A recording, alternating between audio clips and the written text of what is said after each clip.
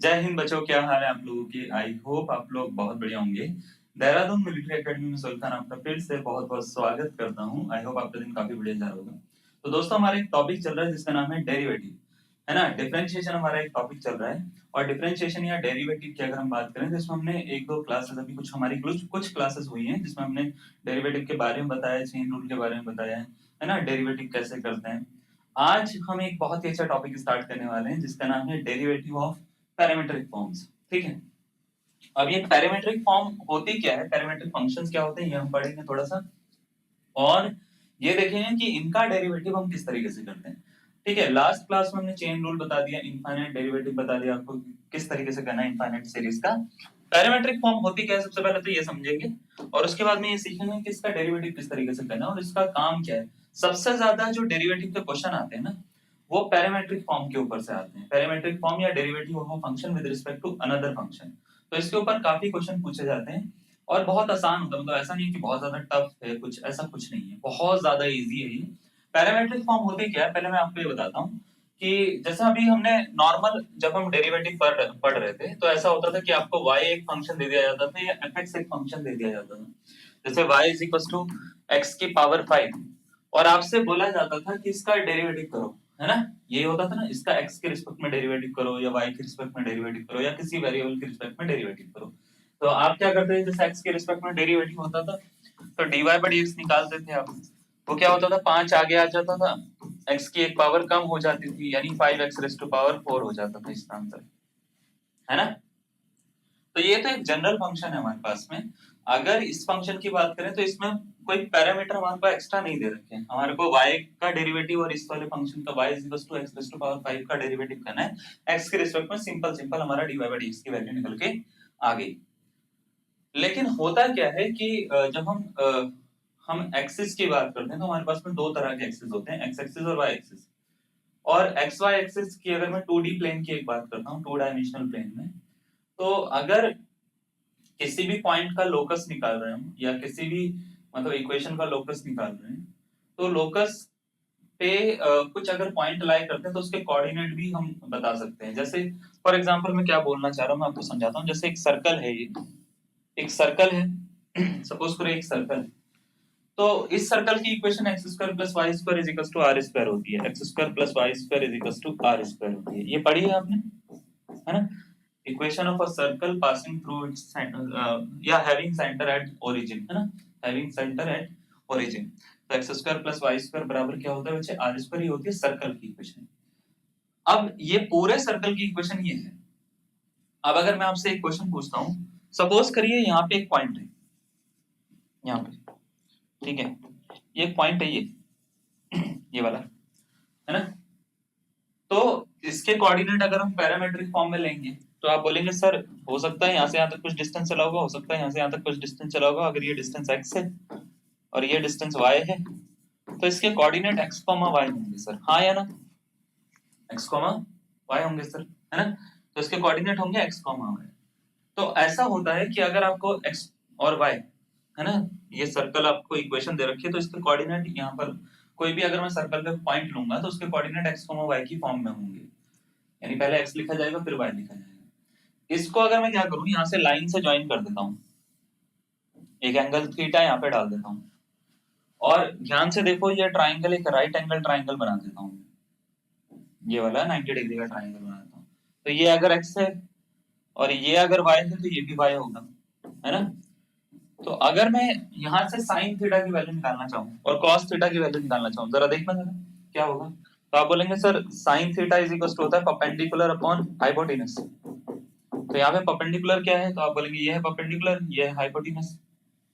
Suppose करो यहाँ से यहाँ तक की डिस्टेंस जो है वो r है, थोड़ी देर के लिए कुछ भी मान लो, है ना। तो आप बोलेंगे सर ये हो जाएगा y अपॉन r। तो यहाँ से y की वैल्यू निकल गई, y इज इक्वल टू कितना निकल रहा है, r साइन थीटा। ठीक है, तो ये y की वैल्यू क्या है, r साइन थीटा। ठीक है, सही है। अच्छा अगर मैंने बोला यहाँ से cos थीटा निकालो तो cos theta is equal to होता है बेस अपॉन हाइपोटेनस। तो मैं अगर इससे पूछूंगा बेस कितना है तो आप बोलेंगे सर बेस तो x है देखो और r है हाइपोटेनस। तो cos थीटा की वैल्यू हो गई है बच्चे r मतलब x की वैल्यू हो गई है r cos theta, r cos theta. तो अगर हम बात करें तो यहाँ पे हमारे को एक्स और वाई की वैल्यू मिली है, लेकिन अलग कुछ थीटा या किसी और वेरिएबल की फॉर्म में, है ना।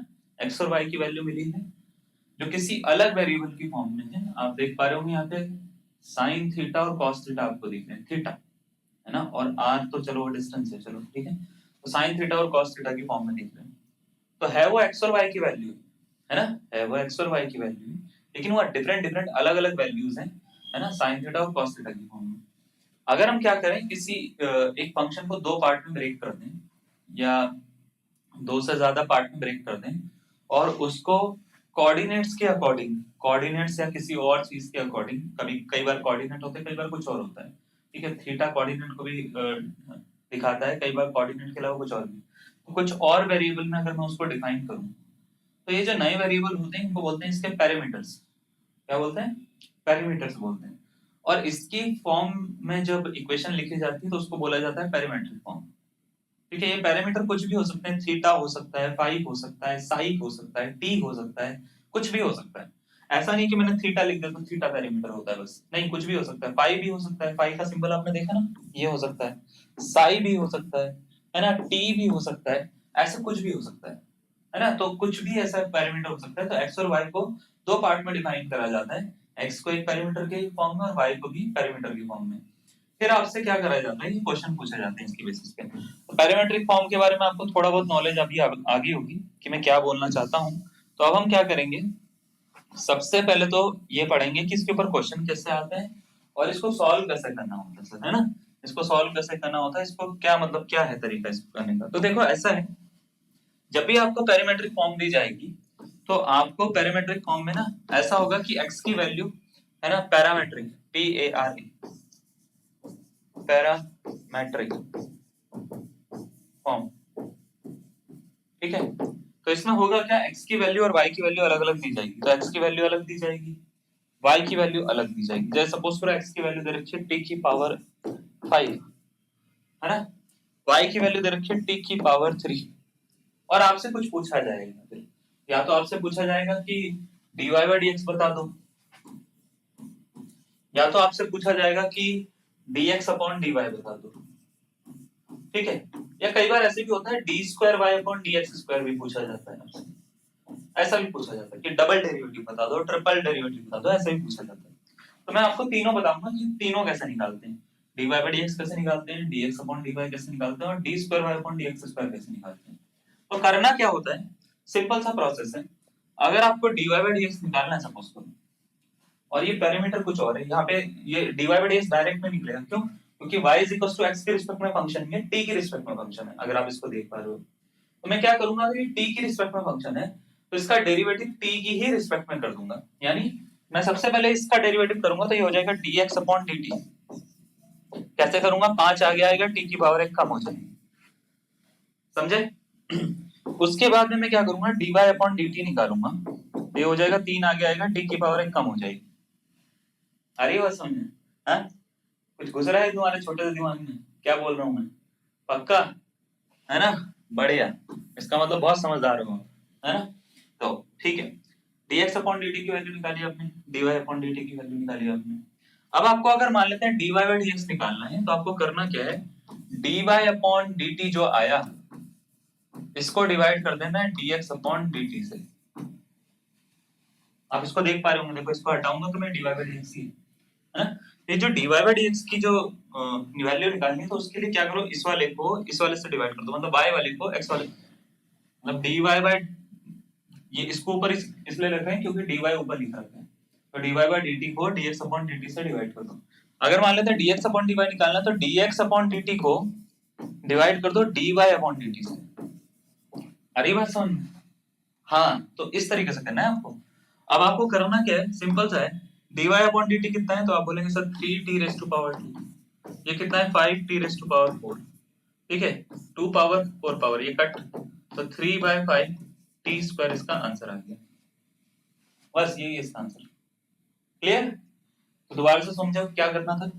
अगर आपको कुछ और पैरामीटर में कभी भी x और y की वैल्यू दी जाएगी, तो आपको क्या करना है, इसका उसी पैरामीटर के रिस्पेक्ट में डेरिवेटिव कर देना है। t है तो dx अपॉन dt, थीटा होगा तो dx अपॉन डी थीटा, पाई होगा तो dx अपॉन डी पाई निकालोगे, ठीक है। तो यहाँ पे क्या करना है आपको, सबसे पहले dx अपॉन dt फाइंड कर देना है, कर दिया find, 5t raise to power 4, dy upon dt find कर देना है, 3t रेज़ टू पावर 4।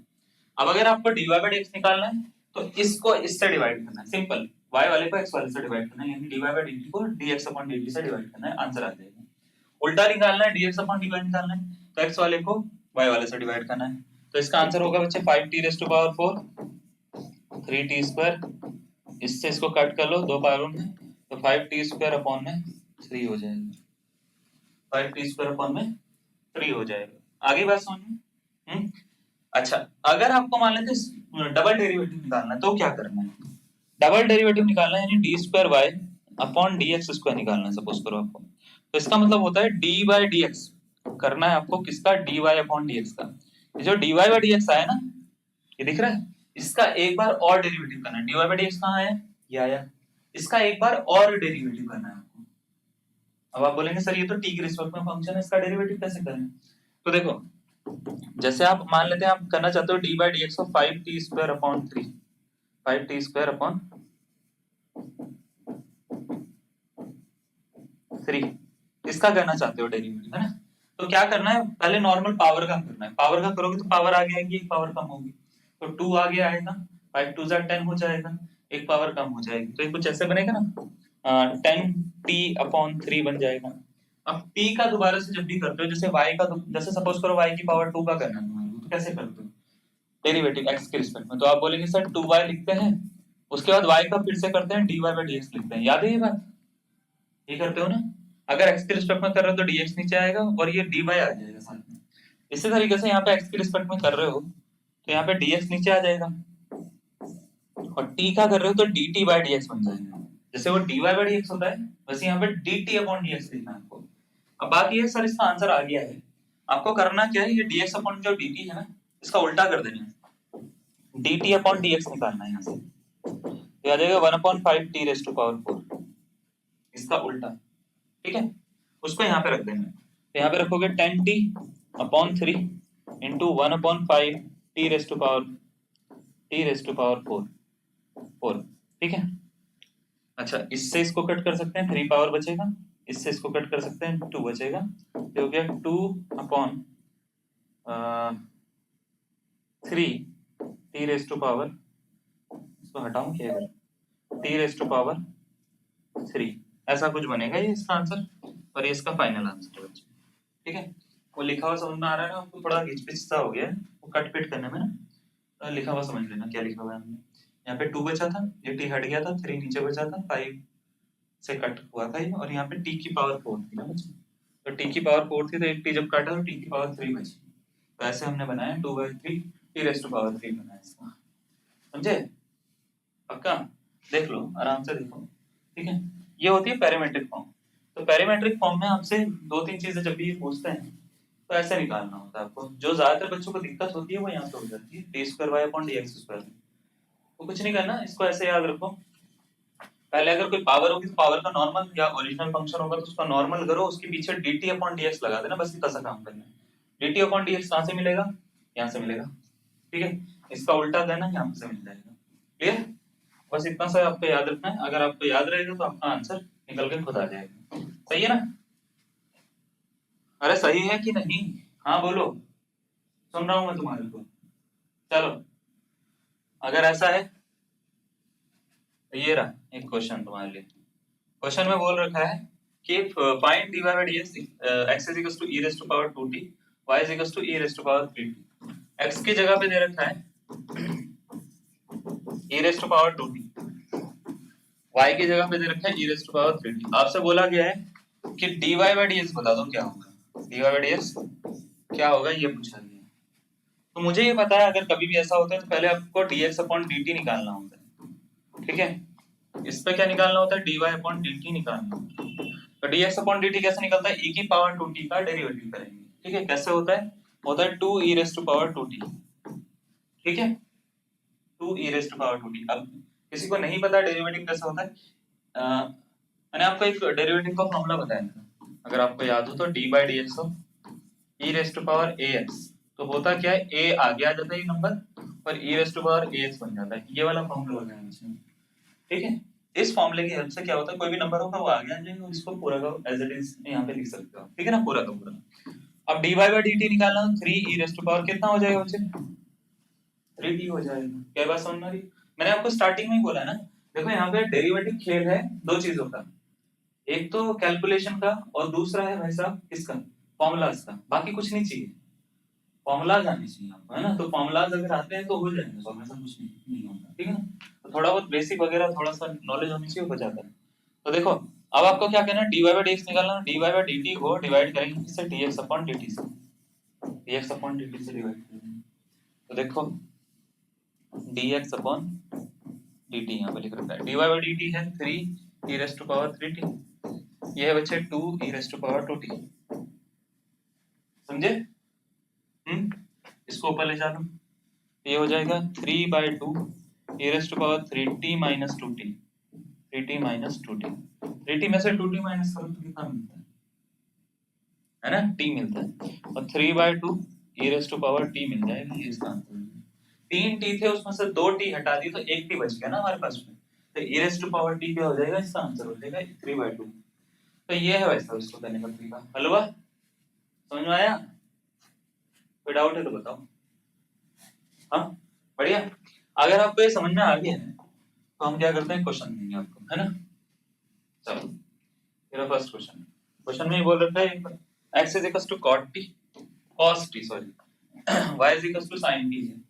तो बताओ dy by dx की वैल्यू क्या होगी। चार ऑप्शन आपको दे रखे हैं, एनडीए में पूछा गया था कौन से ईयर में, 2012 में, पहले में, ठीक है। तो चार ऑप्शन आपको दे रखे हैं, आपसे ये पूछा गया है कौन सा इसका करेक्ट आंसर होगा, option number A B C या डी। यहाँ पे लिख लेता हूँ, छोटा सा क्वेश्चन है, 2 मिनट में सॉल्व कर दूंगा बच्चा, हैं। चलो बताओ इसका आंसर क्या होगा, निकाल लोगे, निकालना जरा तुम कितना कर सकते हो, ठीक है। मुझे क्या दे रखा है, मुझे दे रखा है x is equals to sin t, y is equals to दे रखा है cos t, ठीक है, ठीक है। ओके तो अब मेरे को dy by dx निकालना है, तो सबसे पहले dx upon dt निकालूंगा। sin का डेरिवेटिव बताओ क्या होता है, तो आप बोलेंगे सर cos t होता है ना। cos का डेरिवेटिव क्या होता है dy upon dt निकालने के लिए, तो आप बोलेंगे सर माइनस का sin t होता है या नहीं होता, होता है। अब आपको क्या निकालना है, dy by dx निकालना है, तो क्या होगा, dy upon dt को किससे डिवाइड करेंगे हम, dx upon dt से डिवाइड करेंगे। dy upon dt ये है माइनस का साइन, dx upon dt ये है प्लस का cos। साइन जो था वो किसकी वैल्यू थी, x की, तो माइनस का x हो गया। cos किसकी वैल्यू थी, y, तो माइनस का x अपॉन y। इसका आंसर है कौन सा, ऑप्शन दिख रहा है, okay option number D for Dehradun military academy का करेक्ट आंसर है। दिख रहा है आपको? हाँ वैसा वैसे करना है इसको, समझ में आया ना। कितना हलवा क्वेश्चन है, इतनी आसानी से सॉल्व कर सकते हो आप इस क्वेश्चन को, समझ गए ना। अगर आपको कोई भी डाउट आ रहा है कि सर ये क्यों हो रहा है, कैसे हो रहा है, मैं आपको बता दूंगा। पहले हमारे को देखो दोबारा से याद रखिएगा, x पे फंक्शन दे रखा होगा, y पे फंक्शन दे रखा होगा, जिस वेरिएबल के रिस्पेक्ट में दे रखा है या जिस पैरामीटर के रिस्पेक्ट में दे रखा है उसके रिस्पेक्ट में उसका डेरिवेटिव करना होता है।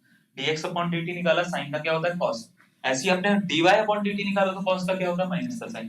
अब जो भी पूछा जाएगा वो निकाल लेंगे, जैसे dy by dx पूछा है आपसे, है ना, तो dy by dx के लिए इसको इससे डिवाइड करना है, dy upon dt को dx upon dt से डिवाइड करना है।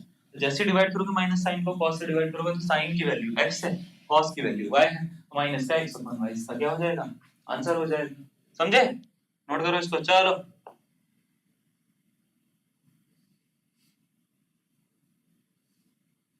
चलिए एक क्वेश्चन और है, इसका आंसर बना के रखिएगा, और एक आंसर आपको देना है कितने सेकंड में, ये क्वेश्चन का आंसर आप निकालो 45 सेकंड के अंदर। 45 सेकंड का तुम्हारे पास में टाइम है, 45 सेकंड में अगर तुम्हारे से आंसर निकल जाता है तो मजे कर दिए तुमने, ठीक है। नहीं निकलता तो भाई साहब गड़बड़ हो गई, ठीक है। आप देखो ये चैलेंज की तरह लेना, 45 सेकंड में आपको आंसर निकालना है इसका, ठीक है।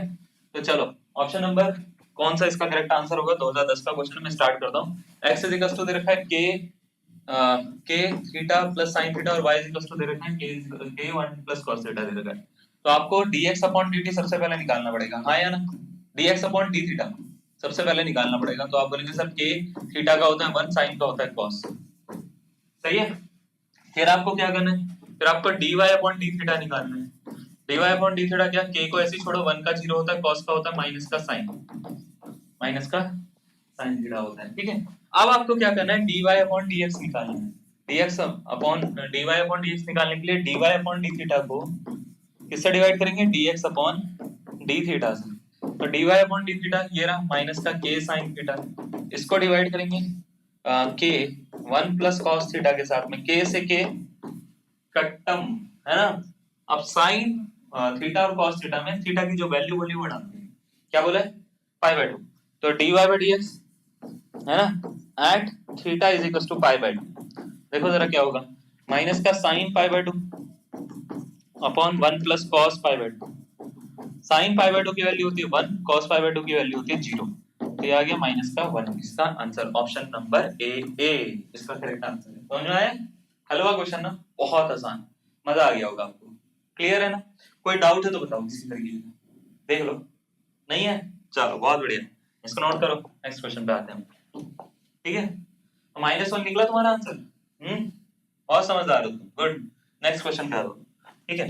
नेक्स्ट क्वेश्चन है if x is equals to sin t minus t cos t, y is equals to t sin t plus cos t, तो बताओ dy by dx की वैल्यू कितनी होगी, t is equals to pi by 2। Simple question, जल्दी बताना। चार option आपको दे रखे हैं, option number A B C या डी में से कौन सा इसका करेक्ट आंसर होगा।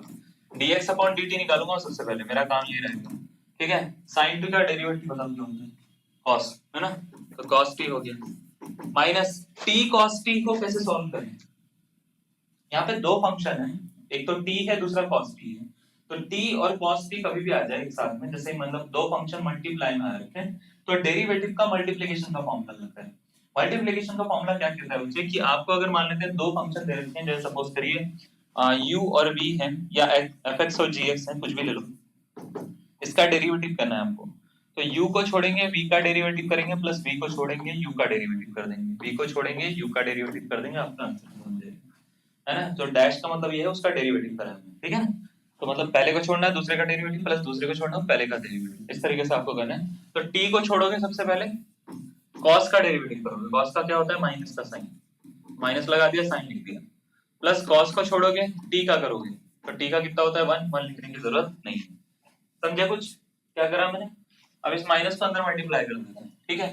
तो dx अपॉन dt जो आ गया, देखो ये क्या आ रहा है, ये आ रहा है cos t minus minus plus t sin t plus minus minus cos t। ध्यान से देखो, इससे ये कट, तो ये आ गया t sin t, ये आ रहा है dx अपॉन dt। ऐसे हम क्या करते हैं बच्चे, dy अपॉन dt निकालते हैं, ठीक है। अगेन क्या निकालते हैं, dy अपॉन dt निकालते हैं। तो dy बाय dt निकालने के लिए क्या करेंगे, इसका डेरिवेटिव करेंगे t के रिस्पेक्ट में। तो इसमें भी हम क्या करेंगे, मल्टीप्लाई का फॉर्मूला लगेंगे, t sin t में ना मल्टीप्लाई का फॉर्मूला लगेंगे, पहले को छोड़ेंगे दूसरे का डेरिवेटिव, दूसरे को छोड़ेंगे पहले का डेरिवेटिव।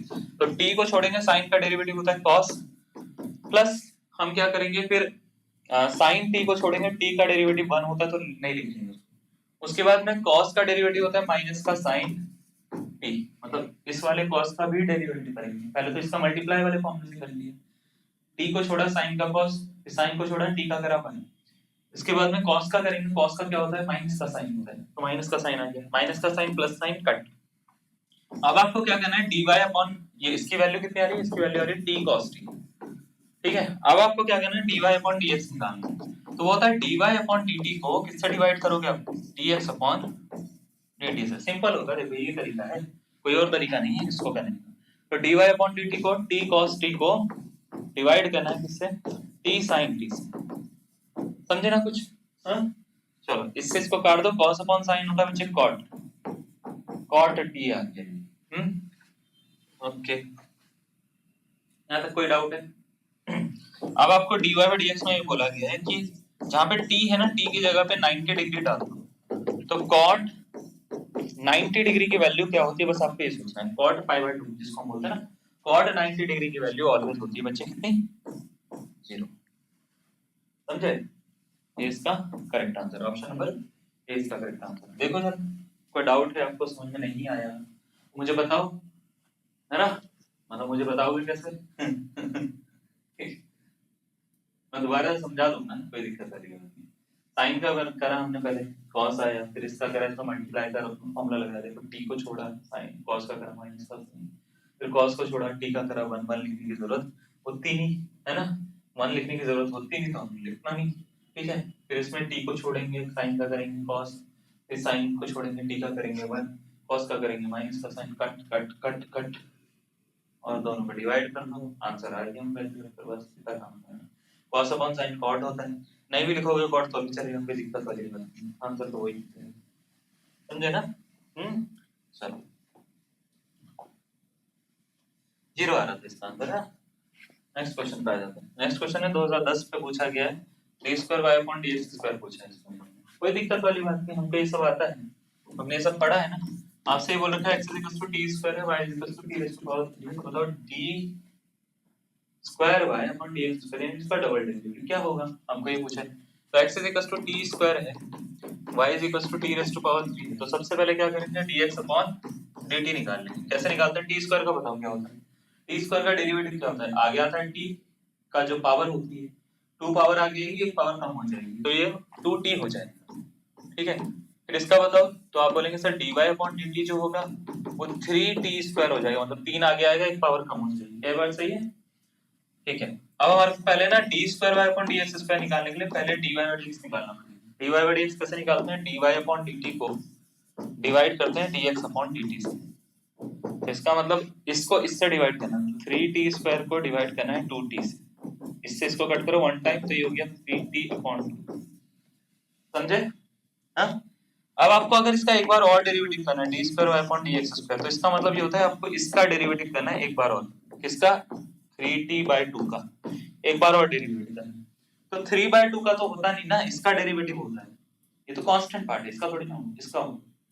तो देखो, अगर मैं आपसे नॉर्मल सा पूछता हूँ t का डेरिवेटिव क्या होता है, जैसे अगर मैं आपसे पूछूंगा y का डेरिवेटिव क्या होता है x के रिस्पेक्ट में, तो आप बोलेंगे सर dy/dx होता है ना। अगर मैंने बोला t का डेरिवेटिव क्या होगा x के रिस्पेक्ट में, तो याद रखिएगा, आप बोलेंगे सर dt/dx होगा। अरे y का मतलब y एक वेरिएबल है, अगर इसका x के रिस्पेक्ट में डेरिवेटिव कर रहे हो तो क्या होगा, तो आप बोलेंगे सर dy/dx होता है, यही तो होता है। तो अगर मैंने बोला t एक वेरिएबल है, इसका x के रिस्पेक्ट में कर रहे हो तो क्या होगा इसका डेरिवेटिव, dt/dx ही तो होगा। अलग वेरिएबल का दूसरे वेरिएबल के रिस्पेक्ट में डेरिवेटिव होता ही नहीं है, यही रहेगा, है ना। तो इसके पीछे ये लिख देना होता, बस कुछ नहीं करना होता, ठीक है। तो dt/dx, अगर मेरे को इसका आंसर निकालना तो dt/dx चाहिए, और वो कैसे निकलता है, इसका रेसिप्रोकल करके, हर बार इसका रेसिप्रोकल करके, तो dt/dx 1/2t, इसका उल्टा कर दो बस, ठीक है, जो भी लिखा हुआ है इसका उल्टा कर दो, 2t का उल्टा 1/2t, 1/2t, ठीक है। तो आपको क्या करना है, 3/2 1/2t, देखो 3 1 जा 3, 2 2 जा 4, तो 3/4t, option number C for Chandigarh इसका करेक्ट आंसर। समझ में आ गया, कोई डाउट है, पक्का देख लो, है ना, फिर मत बोलना सर ने बताया नहीं हमको, ठीक है। चलो बढ़िया, गुड, समझदार हो तुम। नेक्स्ट क्वेश्चन देखो जरा, है क्या कुछ, ये रहा क्वेश्चन में बोल रखा है कि इफ x = 80² y = 280 है, तो बताओ d2y/dx² की वैल्यू क्या होगी। चार ऑप्शन दे रखे हैं, 45 सेकंड तक हमारे पास टाइम है, तुमको सॉल्व करना है 45 सेकंड के अंदर, तुमको, ठीक है, कर सकते हो तुम, करो जरा, ठीक है, पता लगेगा तुम्हारे को कितना आता है। चलो तब तक मैं कलर चेंज करता हूँ यहाँ, x = 80² है, तो dx/dt निकालेंगे सबसे पहले, dx/dt कैसे निकलेगा, 2 आगे आएगा, एक पावर कम हो जाएगी, ये हो गया, ठीक है। उसके बाद में dy/dt निकालेंगे इसी तरीके से, कैसे निकालते हैं, आए ये t का डेरिवेटिव t की ही रिस्पेक्ट में, t का डेरिवेटिव t की रिस्पेक्ट, ऐसा समझो 2at लिखा हुआ है, इसका डेरिवेटिव कर रहे हैं हम t की रिस्पेक्ट में, तो कितना होगा, 1 होता है, समझे, 1 होता है, तो 2a × 1 2a।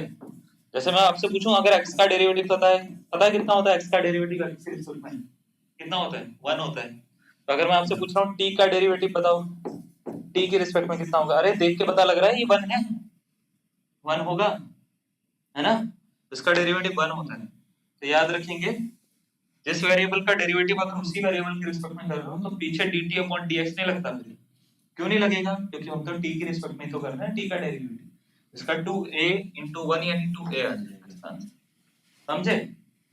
अच्छा, अभी dt बाई dx भी निकाल लेते हैं क्योंकि आगे जरूरत पड़ेगी इसकी, तो 1/280 हो जाएगा। ठीक है, अब सबसे पहले dy बाई dx निकालते हैं, तो क्या होगा, dy अपॉन dt को डिवाइड करेंगे dx अपॉन dt से।